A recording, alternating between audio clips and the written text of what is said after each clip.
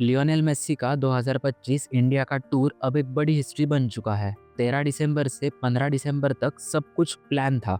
इस टूर का इंटेंशन बड़ा था। 13 दिसंबर को कोलकाता से शुरुआत, जहां उन्हें फैंस से मिलना और एक स्टैचू अनवेल करना था। 14 दिसंबर को हैदराबाद में ग्रास रूट्स फुटबॉल लॉन्च और उसी शाम मुंबई में सचिन तेंदुलकर के साथ एक ग्रैंड डिनर और लास्ट में 15 दिसंबर को न्यू दिल्ली में प्राइम मिनिस्टर से मुलाकात। पेपर पे ये टूर परफेक्ट लग रहा था, लेकिन रियलिटी में कोलकाता ने शुरुआत ही ऐसी की जिसने हमारी इंटरनेशनल इमेज का मजाक बना दिया। चलिए इस केओस की क्रोनोलॉजी को समझते हैं, क्योंकि मिसमैनेजमेंट की स्क्रिप्ट तो पहले दिन से ही लिखी जा चुकी थी। 13 दिसंबर दोपहर के 1:30 बजे मेसी कोलकाता एयरपोर्ट पर लैंड करते हैं। सिक्योरिटी का इंतजाम देखकर कोई नहीं कह सकता था कि वहाँ लियोनेल मेसी आने वाले हैं। ऐसा लग रहा था कि जैसे कोई नॉर्मल से इंसान को सिर्फ पहरे में लाया गया हो। एक तरफ फैंस थे जो घंटों अंधेरों में एक झलक के लिए तरसे, और दूसरी तरफ हमारी मीडिया जिसे कवरेज के नाम पर सिर्फ धक्के और अनप्रोफेशनलिज्म मिला। बाद में 10:30 बजे श्री भूमि में 70 फुट स्टैचू का इनॉग्रेशन होना था, लेकिन क्राउड कंट्रोल इतना परफेक्ट था कि ऑर्गेनाइजर्स को डर लग गया। रिजल्ट, मेसी ने होटल के कमरे से ही वर्चुअल रिबन काटा। लोग स्टैचू को देखने नहीं, मेसी को देखने आए थे और उन्हें वही नहीं मिला। दिन 11:30 बजे finally Messi Salt Lake Stadium पर पहुंचे।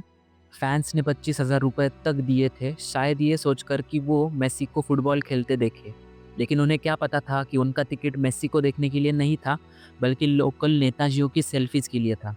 दोपहर के 11:15 बजे जैसे ही मेसी ने सॉल्ट लेक स्टेडियम की फुटबॉल पिच पर कदम रखा, और वहाँ से ही प्रोफेशनलिज्म की धज्जियां उड़नी शुरू होती है। लगभग 100 लोगों ने, जिनमें मिनिस्टर्स और उनके रिश्तेदार शामिल थे, उन्होंने पिच को ऐसे इन्वेड किया कि जैसे उनके घर का गार्डन हो।